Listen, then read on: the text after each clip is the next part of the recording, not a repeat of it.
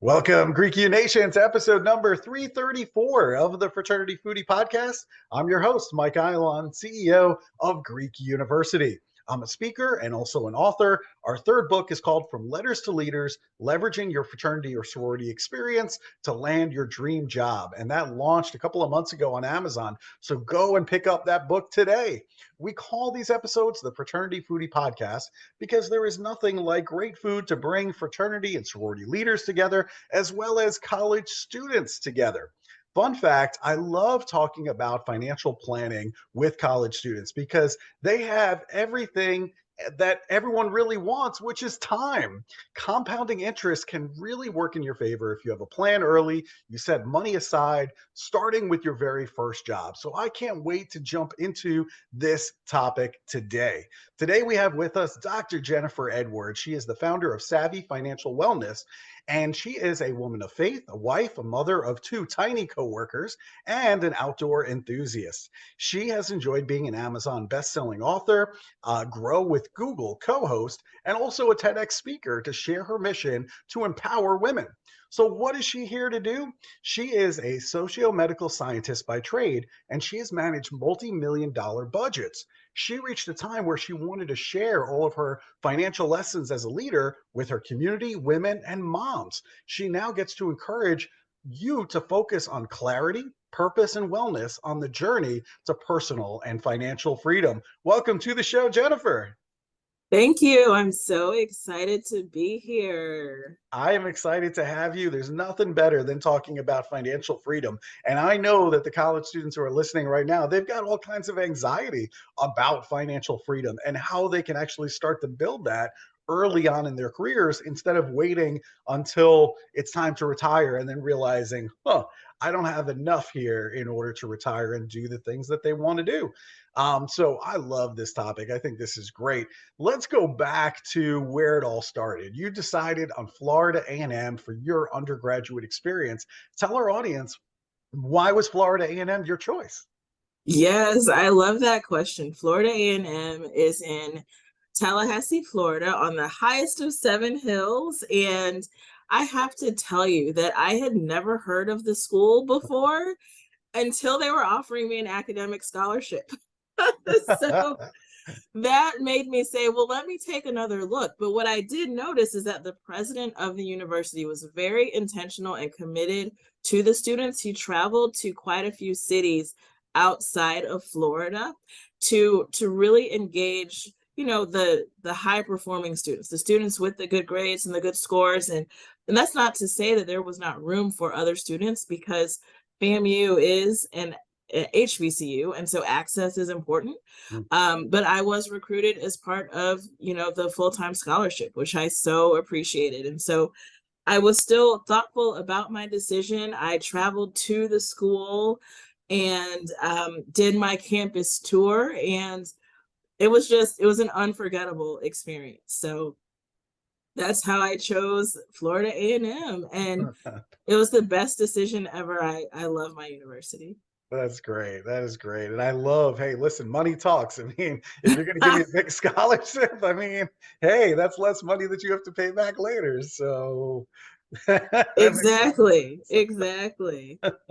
And so later on, you earned your Ph.D. at Howard University. So what made you want to pursue your doctorate? And talk to us a little bit about what your dissertation was about.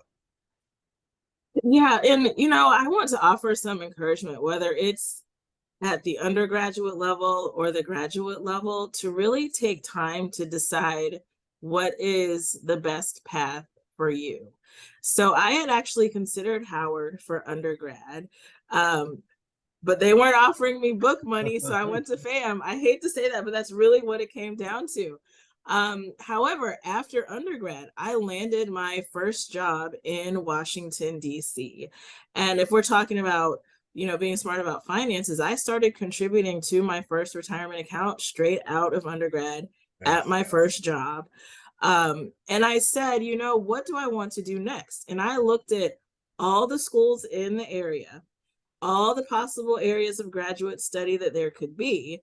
And I landed on the program at Howard. So sometimes you can start zooming out and then get more narrow when you decide, hey, this is what sounds interesting and exciting for me. And so, as much as you may want to do what others want you to do, undergrad and graduate school, I mean, these are time commitments, and you want to make sure that you're doing what you're committed to and what's on your heart to do. So that's a little about how I made my way to Howard. It was also a nice balance in terms of diversity for me. You all heard that I'm a sociomedical scientist by trade. My undergraduate degree is in the sciences, and I was in very non-diverse, racially, ethnicity, and gender spaces. And so at the time, Howard is another HBCU and gave me an opportunity to have that balance and to feel that support and acceptance that I was missing in my 9 to 5. So yeah, I spent my time there and worked on my doctorate, and I specialized in, at that time, which was public health and looking at women's empowerment for health decisions. And everyone working on their doctorate, I mean, it is so large, it's so cumbersome, it's a huge undertaking, and over time you will see that that's the beginning of the field of work that you will go into. And so I'm grateful to have that foundation in my doctorate. And since then, it's been more than a decade for me now in terms of being out of my doctorate, and I've been able to leverage that in the public health world, focusing on women's programs, the decisions that come into play when we're looking at how do we support our lives, how do we support our health. And then just over time, I said, I want to lead programs. And so I had the opportunity to lead programs in these areas as well. So it's a journey, and it's been enjoyable. I love that you said that your doctorate is really just the start of your journey. I mean, I certainly feel that way about the doctorate program that I'm in as well. And I think it's an important lesson, I think, for the undergraduates who are listening right now. Certainly, you and I, we both made decisions about our undergraduate experience based on, hey, low cost. And it's okay to make those decisions and to kind of figure out what your path is going to be over time, because you might not know as an 18-year-old exactly what you want to work on. That's Right. okay. That I give you permission to say that's okay that you don't know exactly what you want to learn. And that's why I think the undergraduate experience is great, because you really kind of get to explore that a little bit over a 4-year period, and then figure out, okay, what do I want to do for a master's program? What do I want to do in terms of a doctorate and a dissertation? And you're going to develop those ideas and those thoughts over time. It's totally cool if you don't know exactly what you want to do as an 18-year-old, okay? Totally cool. So that is really, really great. And so now you've done all this financial and retirement planning through Savvy Financial Wellness over the last 12 years. So why is this topic of financial and retirement planning so important to you? Right. So, I've had my training and coaching business for about a decade, and it changes over time in terms of what it looks like. And so what is really interesting is that my first project ever was a member of my sorority. I'm a member of Delta Sigma Theta Sorority Incorporated, Nice. and she needed some training and coaching at her school. And she said, will you come to the school and train? At that time, I was focused on health education. I said, sure. And then she said, well, how much is it? I said, well, nothing. I want to come because I like doing this. And she said, no, you have got to request pay. Tell me how much we need to invoice you for. And so you can always count on the members of your sisterhood or of your brotherhood to look for the best in you, to support you. And so that's where this all started. And then over time, particularly my first job after having my doctorate, I kind of look back on it like, wow, they put a lot of trust in me. But my very first job, they gave me a budget of $250,000 to lead a public health program. And I'd never done anything like that before. And the head of the health department just trusted me to do that. And what it amounted to and what it has amounted to over time is leading larger and larger budgets and more programs where now I've managed a multi-million dollar portfolio. And so I said, how do I still stay true to public health, but also expand upon what my research was about, where I'm connecting with women, I'm connecting with communities, and how can I equip them financially? And so that's where Savvy Financial Wellness came from. And that's what I enjoy doing. How do I connect with students, people that are early enough on that they can equip themselves financially for a strong future? Service for me is just natural, and I love doing it. So that was really my origin. And then also, there are the stories of having a loss in my family very early on. My father passed when I was young and was not financially prepared to do so. And so as much as I can encourage students to have these conversations with parents and encourage parents to prepare their families financially, I just absolutely love to do that.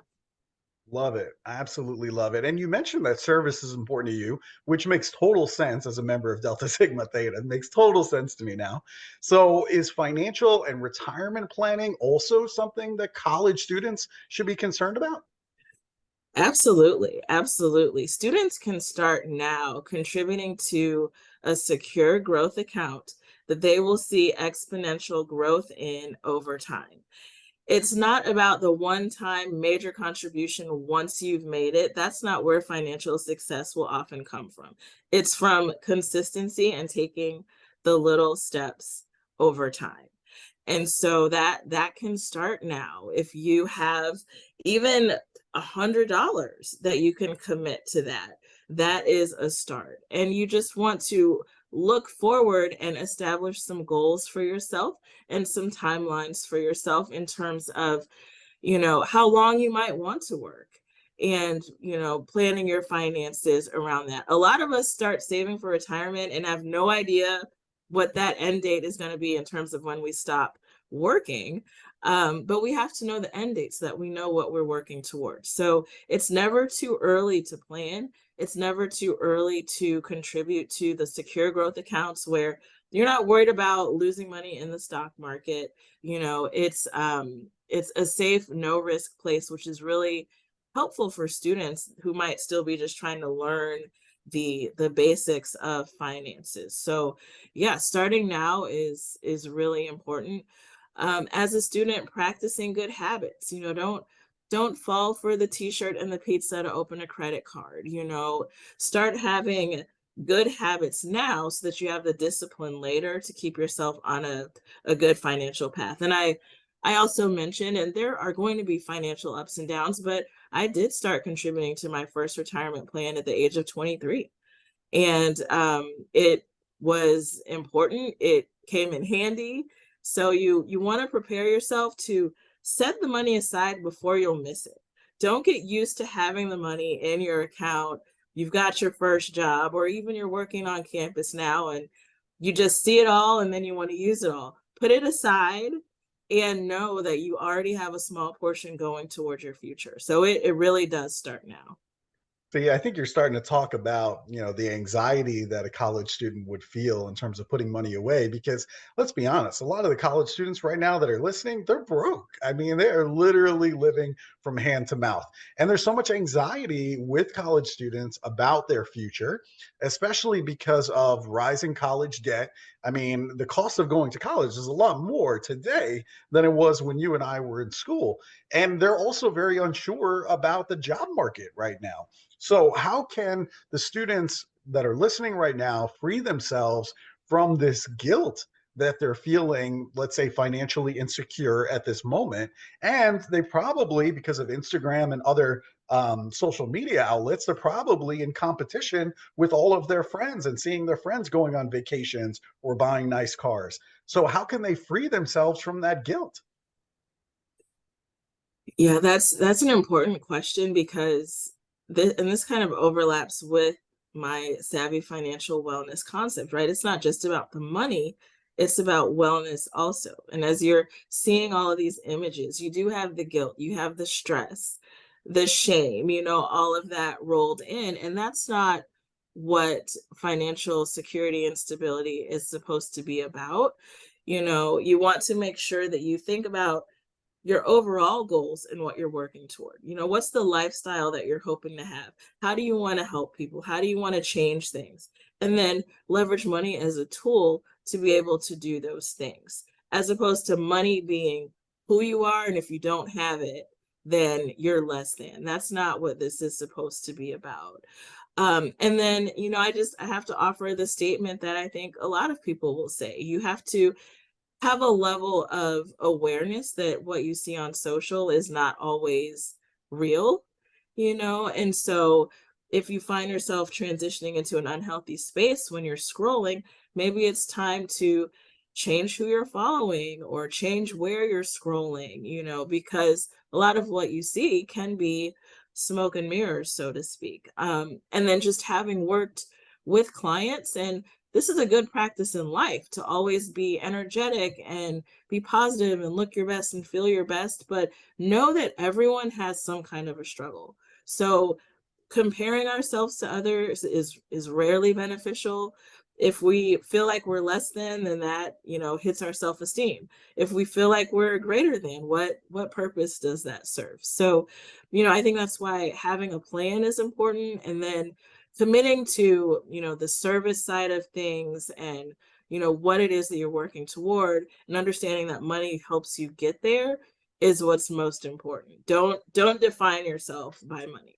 Yeah, you're so right. I mean, especially on Instagram and other places on social media, everybody's showing their best day. They're not talking about the struggles. And I know people that I'm following, and I'm like, wait a minute. I mean, this person is struggling right now, and they're showing me walking hand in hand on the beach and everything is great. But I know the truth, and the truth is different than what is being portrayed out there. So I think that's really important for us to recognize. And you have this great course. It's called Financial Wellness Academy. What would they learn in this particular academy if they take the course? Yes, so they would learn about the principles of having a positive money mindset. So that's just a little bit of what we talked about now. How do you view money? Do you view money from a place of scarcity, or do you view money from a place of abundance, for example? Because that governs how we live our everyday life, how we approach our work. So it talks about the money mindset principles. It talks about those who are financially successful, right? You all have heard that I'm a scientist by training. I dove into the data, the IRS data. Who does that, right? I dove Not me. Right. I dove into the IRS data to say, here are the country's top earners, and here's where they keep their money. And so we talk about that. We talk about options for secure growth, which, if there is just one way that someone wants to get started, the secure growth account that I mentioned, that I set clients up with, is really the best way to start. So we talk about that, and even things like real estate. It's really about, the 360 view of what financial wellness is all about. And it's about 375 minutes of discussion, and you all have a workbook in there for those who enroll. And it was a very well thought out curriculum. I've taught management courses in higher ed, so I mean, I really put forth the teaching skills to develop all the content. That is fantastic. And the college students today, they really want to change the world and make it a better place. I mean, that's what they are focused on. And there's a lot of budding entrepreneurs there. I was an entrepreneur, a budding entrepreneur. Now I'm a serial entrepreneur. I can't stop but create new companies. And so for the students who are listening right now that want to start their own nonprofit and bring some positive change to this world, what are some strategies that you can share with them if they want to start and grow their own organization? I love that. Be mission oriented, and then also understand that there's no mission without the money. There's no money without the mission. Nonprofit does not mean broke. If you don't have the funds, if you can't steward the funds, how can you carry out the work that you're trying to do? So, it's really a matter of deciding something that you're passionate about, that you want to commit to, and having a few friends who are willing to support you in that.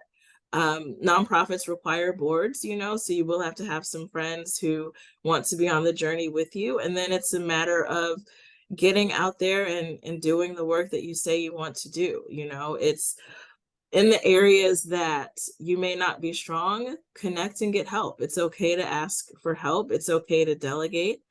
But do your best to get started. And maybe your first start could be hosting a program within your sorority or fraternity, so you get an idea of what leadership looks like for an event. The leadership experience that you get within your sorority and fraternity will pay you in dividends moving forward for all of your various projects. And then once you're comfortable, you can say, hey, I want to lead an organization of my own and make a difference. Fantastic advice. Really, really good stuff. And, I think what we want to do for college students is actually start to secure some long term savings. I know that's a crazy word, right? You're in Delta Sigma Theta. Maybe, you weren't thinking about savings in college. I know my fraternity certainly wasn't. They were worried about how are we going to spend this on some big party that we're going to be having this weekend, right? Instead of thinking about savings. But I think if we start them with good habits today, then I think we can secure good long-term savings over time. So for me, like I just skip going to Starbucks and I just make my coffee at home and I end up saving a ton of money over the year by doing that instead of going to buy Starbucks at the store every single day. So how could college students start with good habits in order to secure that long-term savings? I love the idea of what you just mentioned. And you can start small and then work your way up.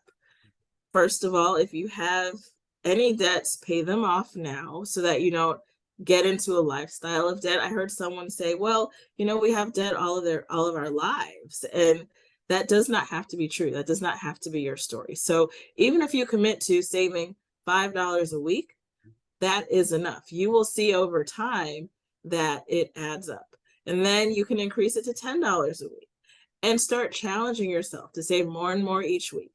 And then also be smart about how you're using your funds.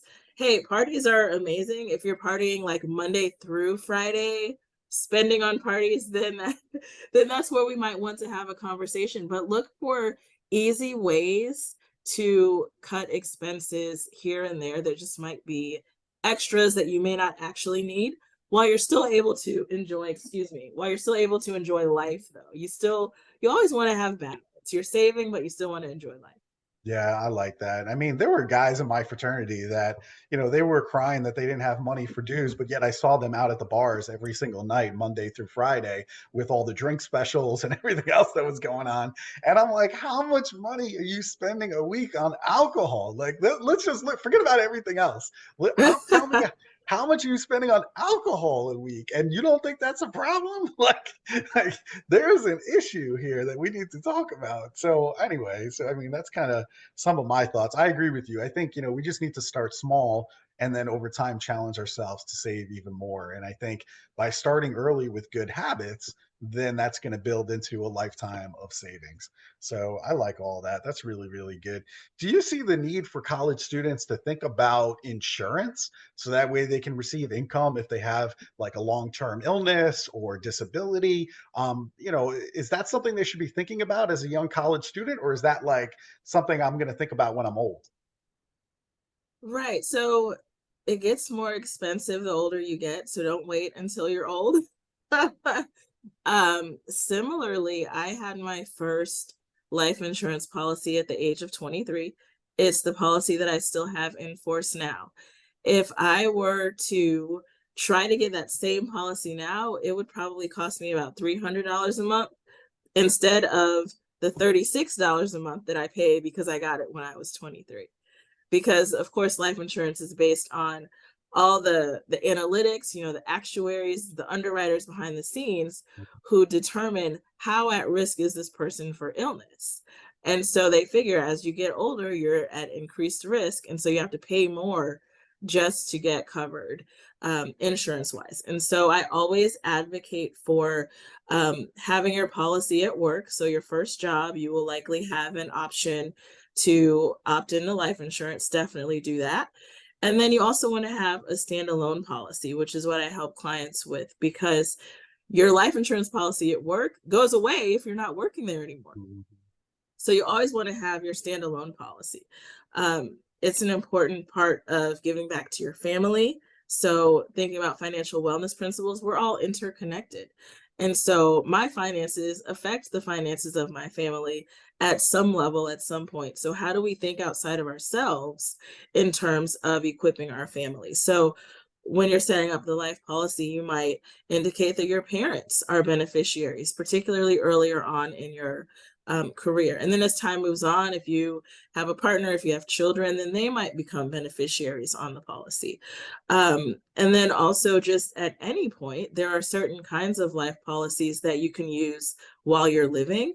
And so you want to be able to have access to those funds if you're unexpectedly unable to work. And you never know when that will be. So I absolutely recommend setting that up as part of what you do when you land your first job. I think that's great advice. Certainly having a disability insurance policy if something should happen to you health wise and you can't work. I would say life insurance policy is great, just like you said, really cheap when you're 21, 22, 23, as opposed to waiting until later in life to go and get a quote. And then they're going to look at your medical history and be like, oh no, like we're going to charge a lot of money. You're never going to be as healthy as you are when you're 21, 22, 23. So that's the time to do it because it's going to be super cheap. And then you can lock in that low rate for, let's say, a life insurance policy or something like that. And just like you said, you just change the beneficiary as new people come into your life, whether it be a spouse, a partner, kids, whatever. So really, really good stuff. Now, I know you're in the Dallas area. I get there quite often to speak for some of the universities that are near Dallas. And we do love good food here at the Fraternity Foodie Podcast. I have a hunch that you like some good food too. Where can we go for a great meal in the Dallas area? Oh, goodness. Dallas has some great options, and we'll definitely have to link up and do coffee if you're in town. Heck yeah.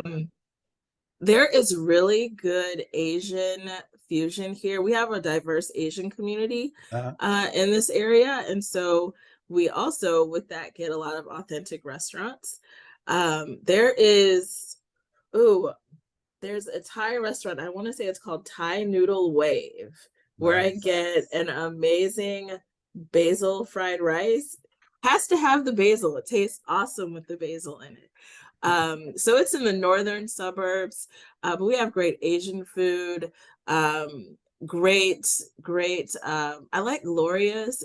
It might be a chain, but it's Salvadoran food. It's really a nice change of pace.